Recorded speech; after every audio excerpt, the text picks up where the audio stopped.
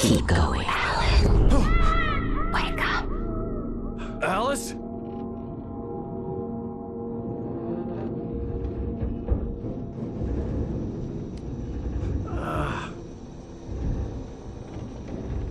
Waking up in the crashed car felt like I had woken from one nightmare and entered another. I couldn't remember how I got there. All I knew was that something terrible had happened to Alice. The phone was dead. I'd have to find help on foot.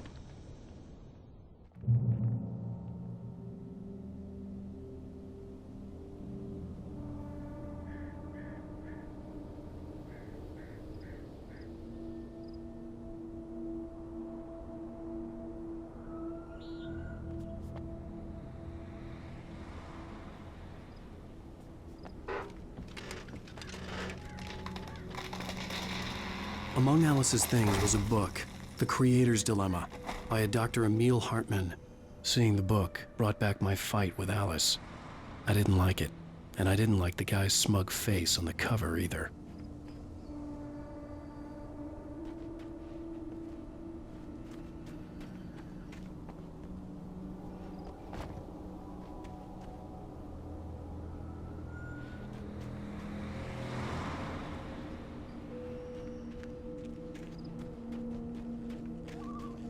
The gas station was my best bet.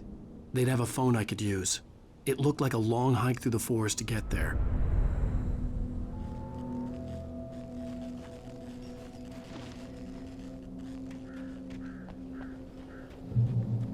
Damn.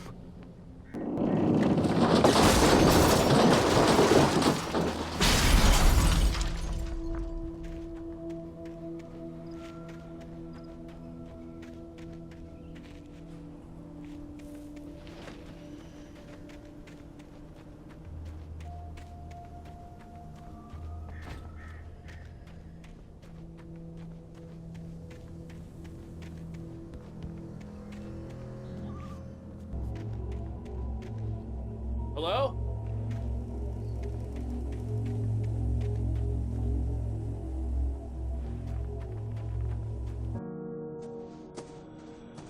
Hello? Is someone there?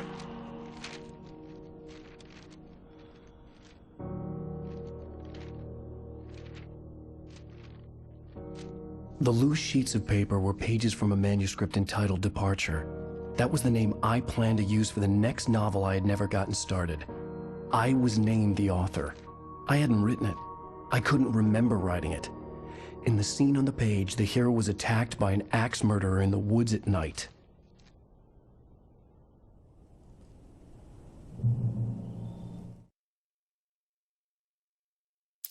Departure by Alan Wake.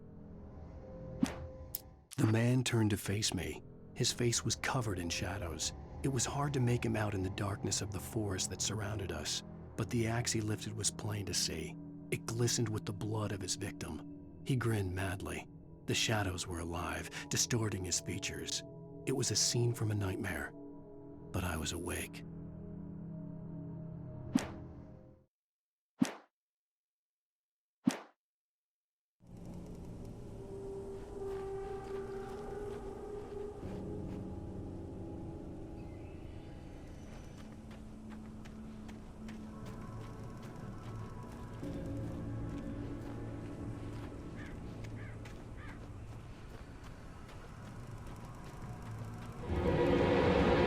Anybody there? Please, I've been in an accident.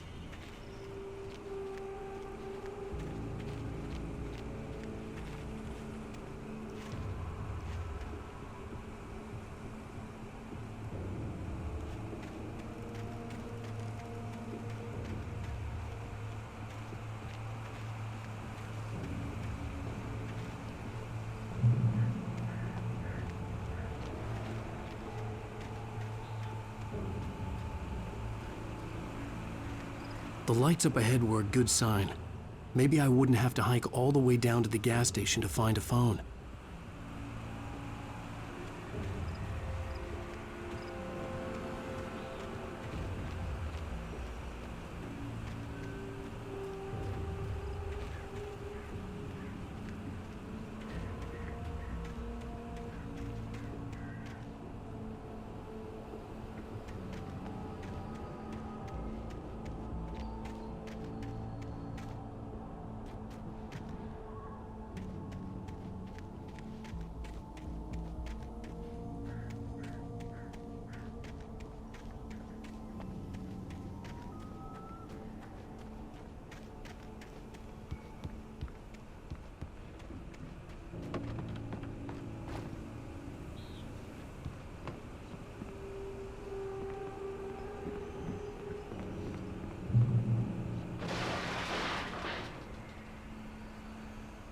Anybody there?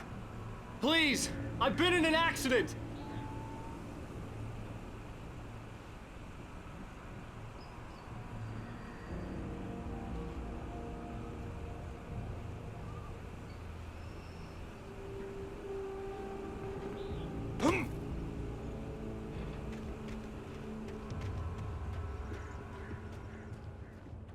Hey!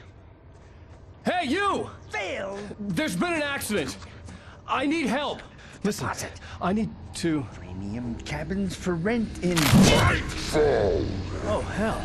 Carl Stuckey. Pleased. To meet you. Non-refundable Reservation deposit required. Fair and square.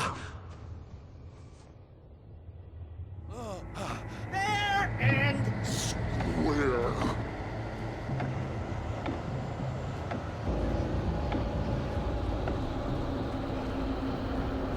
Carl Stuckey.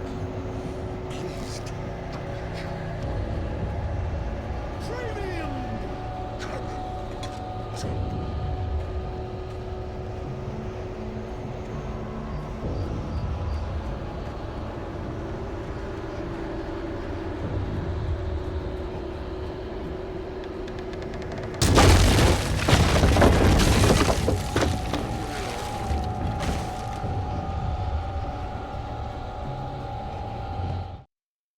The Taken stood before me. It was impossible to focus on it, as if it stood in a blind spot caused by a brain tumor and eye disease.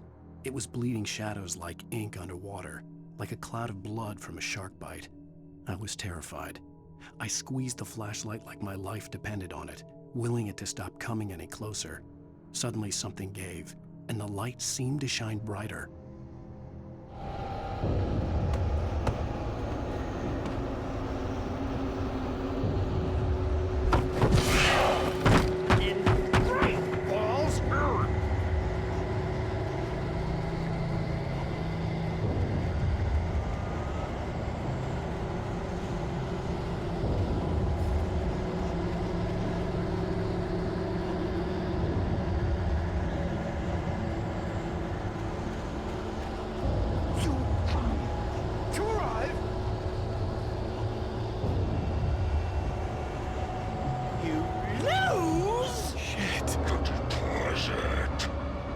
the latest thing!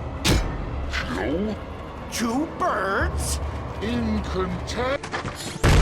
Great! Fall. I had to figure a way out of this.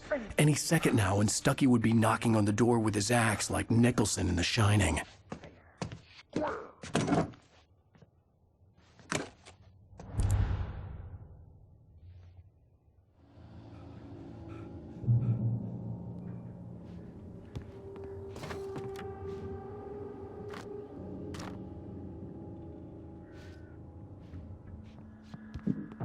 During your record trying, Walking. it's the latest thing. Incontestably. Proven health. Yes. Let you Kill. Great Falls Sheriff Station. Stone. Hello? Hello? and keep those cholesterol levels low. The spread.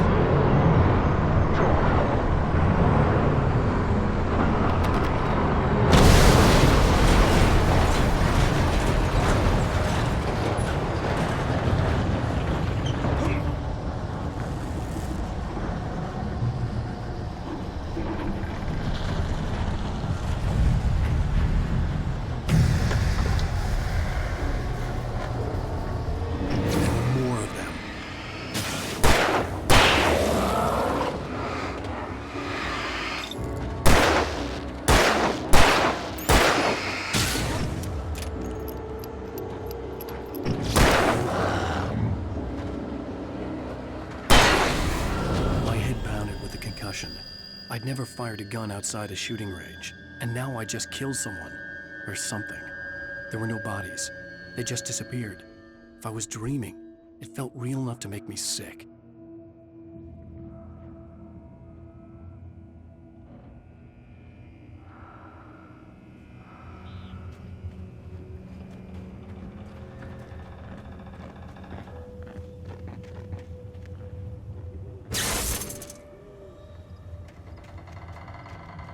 The dark forest was the last place I wanted to go, but I had no choice. I had to get to the gas station.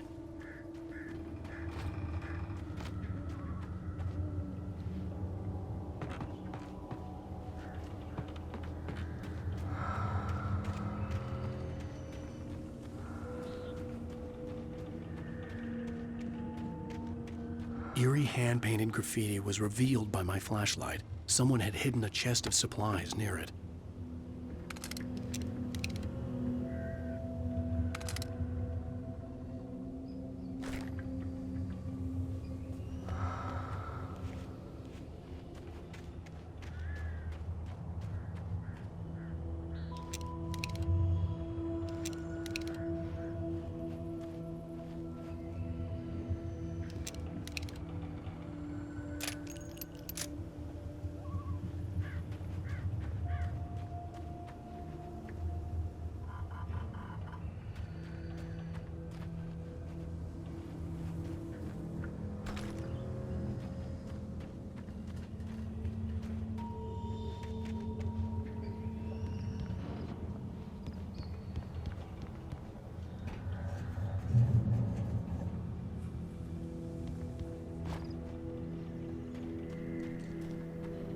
It's rabbit season.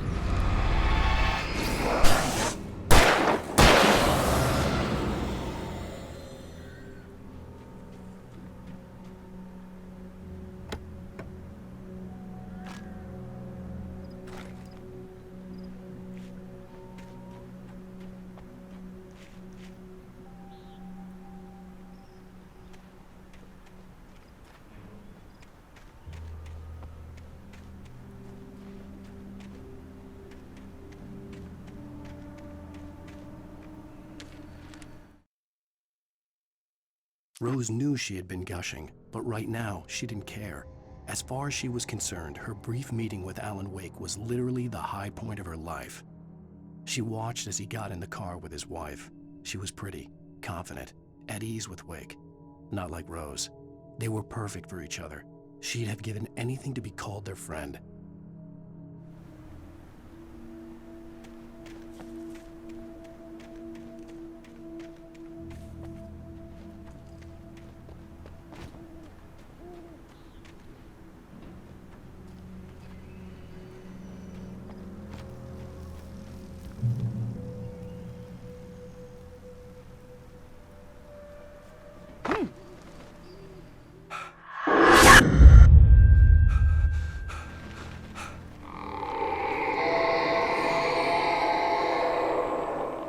What the hell was that?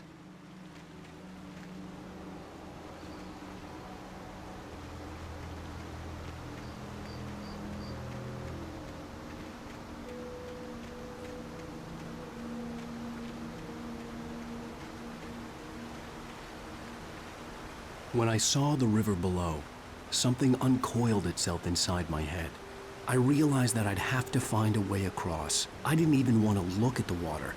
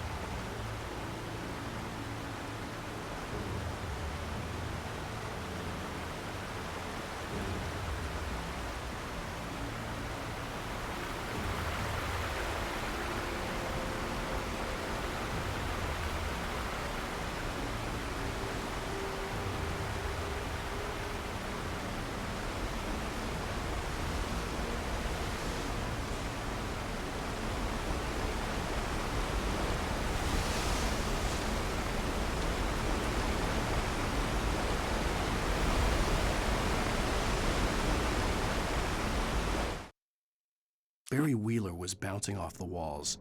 He jumped on a plane after his calls were ignored by both Al and Alice for several days. It could mean that they were both on a second honeymoon, but Barry didn't buy it. Al had been way too unstable for that, not sleeping, messed up. Barry had years of experience dealing with Alan Wake, and he couldn't ignore it. Something was wrong.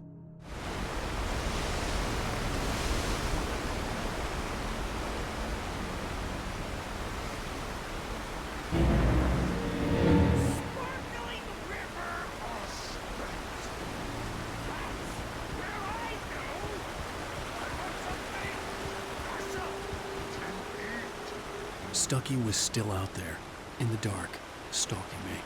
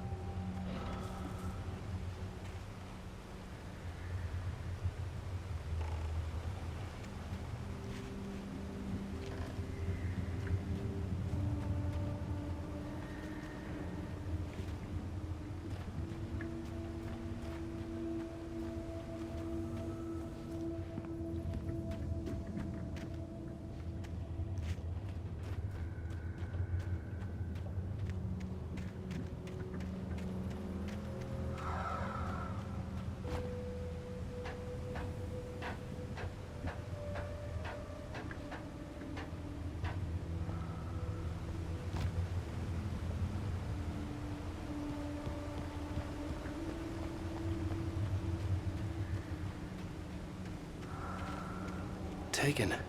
They're taken.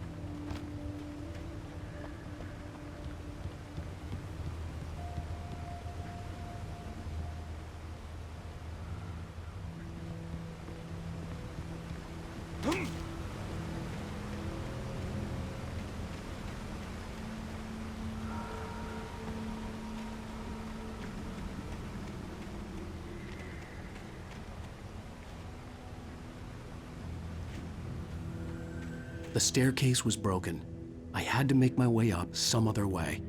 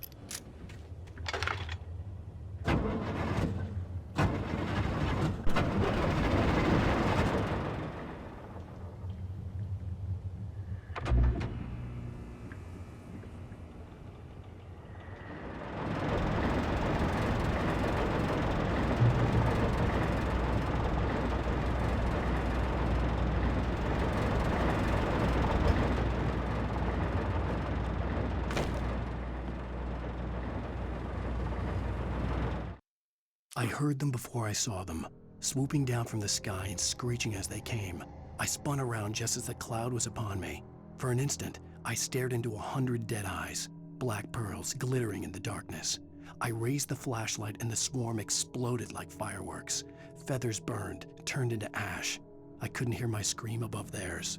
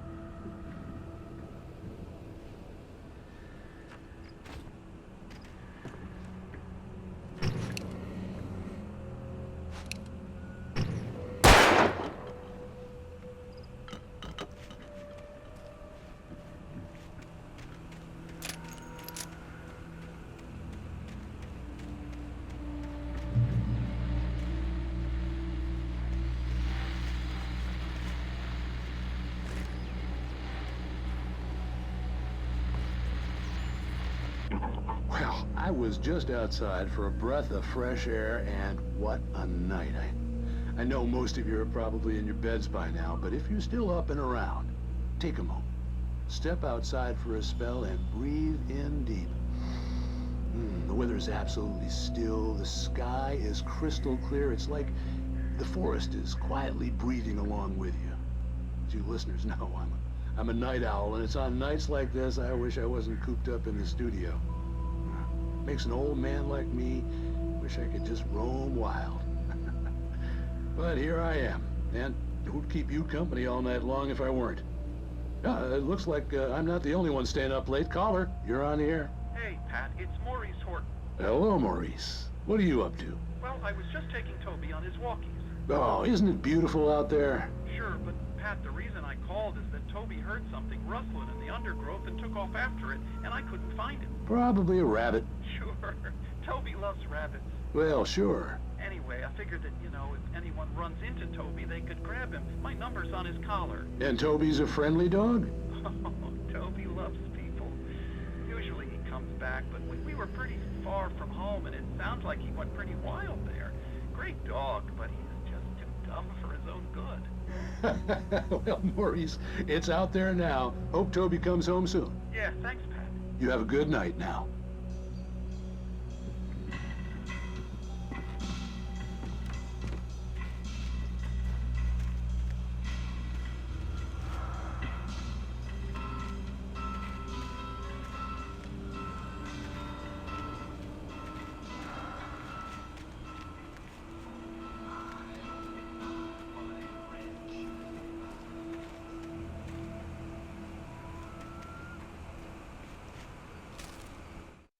At first, I kept finding the pages as if by accident. The book I couldn't remember was either a terrible and true prophecy or an act of creation that had rewritten the world. I began to hunt the pages feverishly, for they held the answer to the mystery. With it, I could save myself. With it, I could save Alice.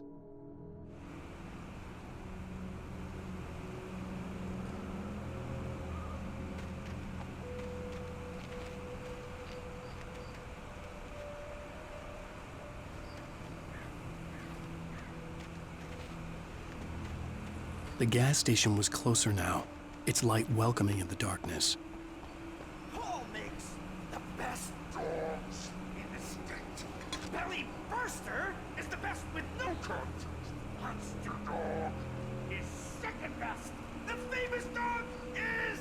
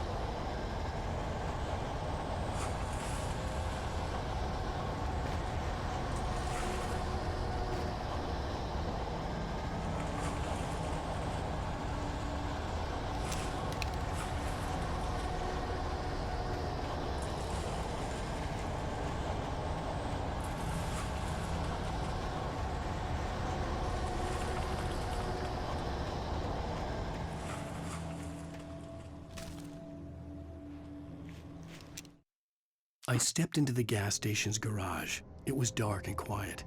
The place was a mess. It looked like someone trashed the place or that there'd been some kind of fight. Light spilled into the room through an open door at the back, and I made my way toward it. Without any warning, I was blinded by a bright light. An old portable TV on the shelf had come alive by itself. Impossibly, I could see myself on the screen, talking like a madman.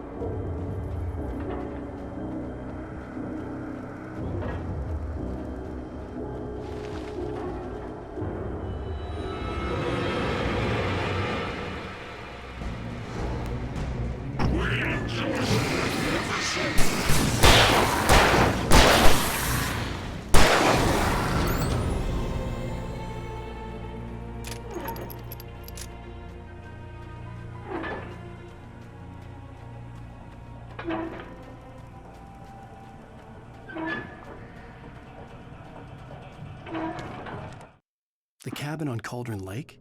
she asked. The sheriff looked at me suspiciously. The early morning light flooded through the office windows. I would probably never have gotten out of the woods alive without her help, but I couldn't tell her the truth of what I'd faced the previous night. She'd think I was lying or crazy. She'd lock me up, and she wouldn't help me find Alice.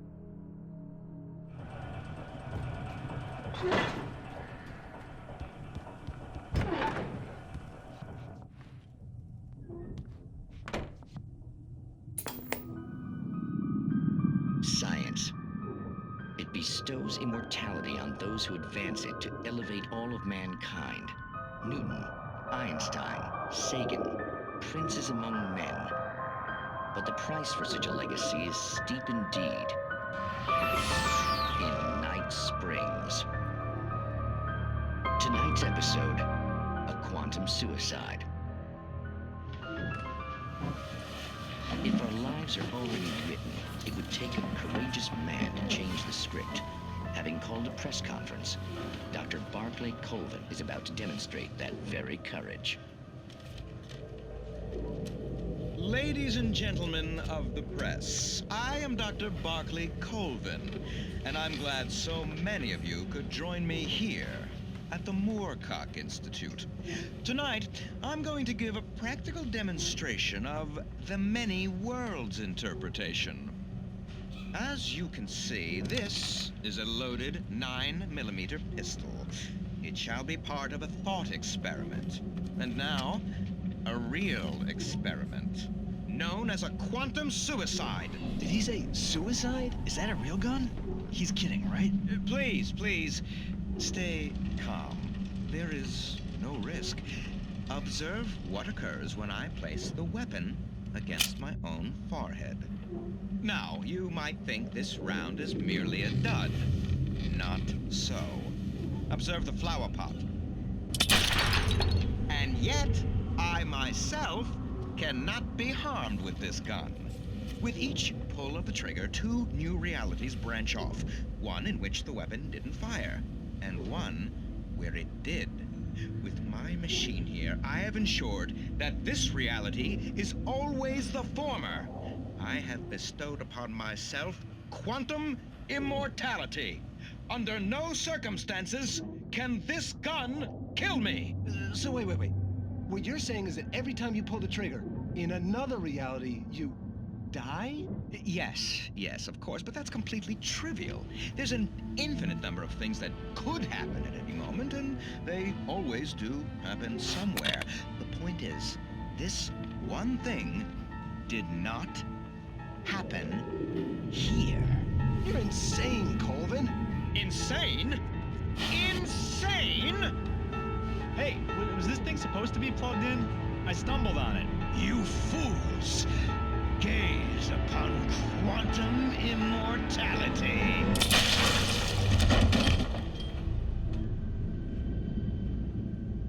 Poor Dr. Colvin, felled by his own hubris or the ignorance of the masses. Perhaps he should have left the crate unopened, the decaying atom unobserved.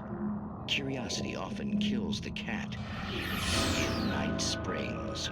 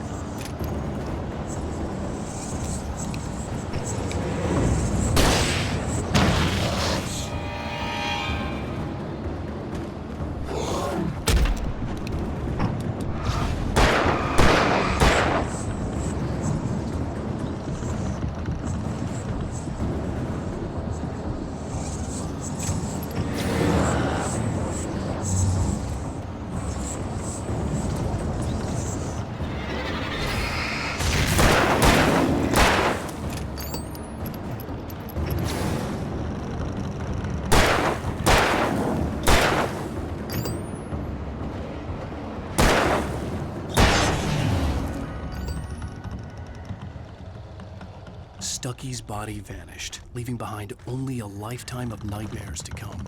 Assuming I'd reached the lights of the gas station alive.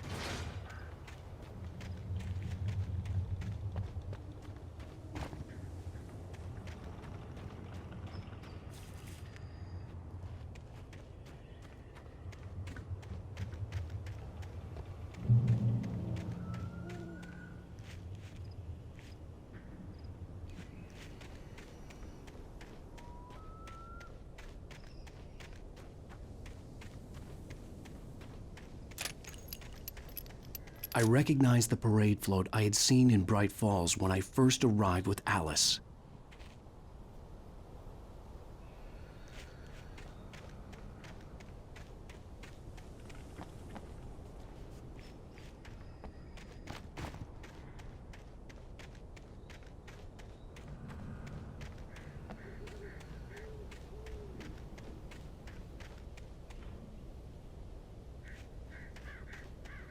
After the insanity I had just experienced in the darkness, the lights of the gas station felt comforting.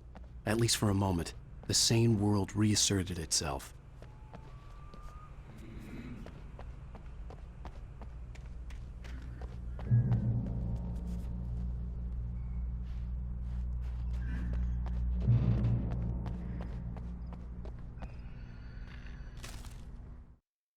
Stucky spat on the garage floor and tried to shake the cobwebs from his head. Ever since the couple never showed to pick up the keys, things had been fuzzy.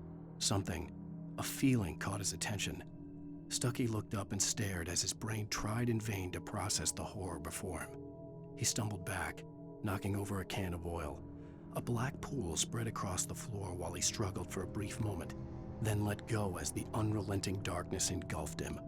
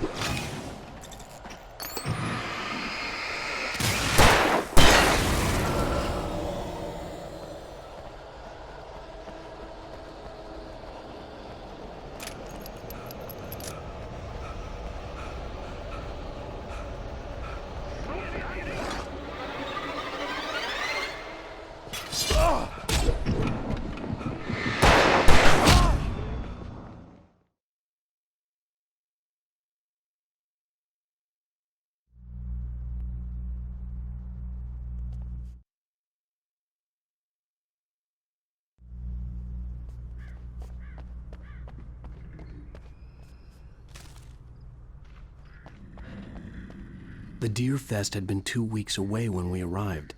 If the day count on the banner was right, I was missing a whole week between the night we got here and now.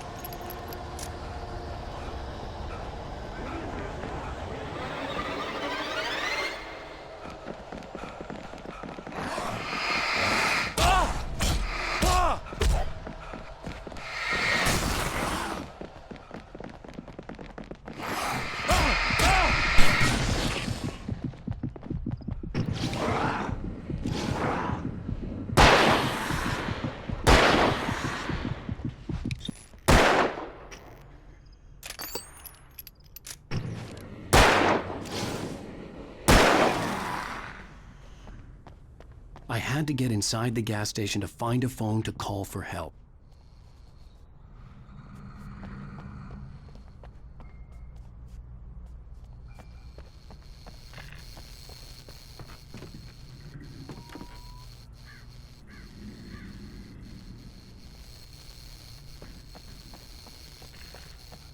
The garage was a mess. It looked like someone had trashed the place, or that there'd been some kind of fight.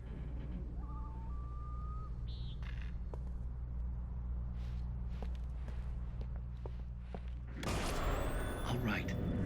I'll keep writing. Outside, there's only darkness. Outside the cabin, outside the story, there's only darkness. I can feel her presence in the dark. Just now, I could smell her perfume in the room. I'll reach her. I'll fix it up. I'll bring her back. The story will come true. If I stop, she's lost. I don't believe this. It'd been me on the TV, talking crazy. Was I losing my mind?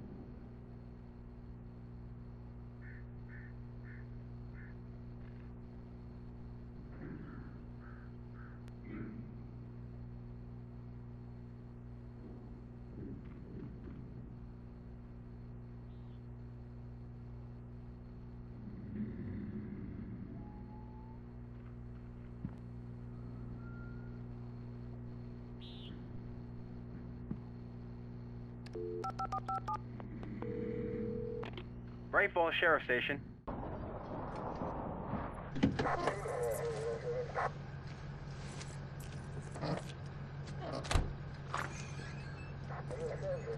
Oh, thank God, Sheriff. Sheriff Sarah Breaker. You are... I'm Alan Wake, but listen. I was in a car crash. My wife, Alice, she's missing. Calm down, Mr. Wake. We were staying in a cabin on the island, on Cauldron Lake. There's no island on Cauldron Lake. Not since the big eruption in the 70s. Please, I can take you there, okay? You look like you've taken a pretty bad knock to the head. Are you okay?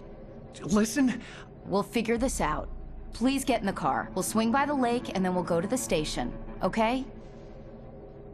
Mr. Wake, have you seen Stucky, the guy who owns this place? I realized I couldn't tell her what had happened in the forest. She wouldn't have believed me. And then she wouldn't have helped me with Alice.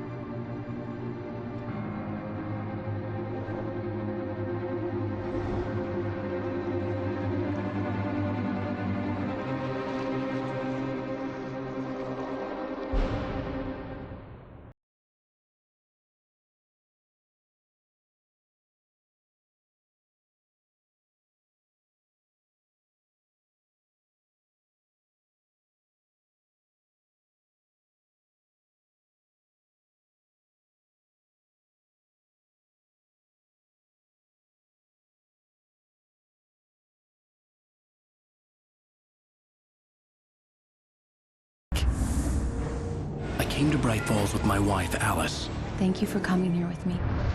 I thought maybe you could write here. I don't want to hear it! God damn it, Alice! Now, she's missing. Alice? Alice? I woke up behind the wheel of a crashed car. I'm missing a week. I was attacked by shadowy men straight from a nightmare. The sheriff took me to the lake Alice and I had stayed at. But the cabin had disappeared.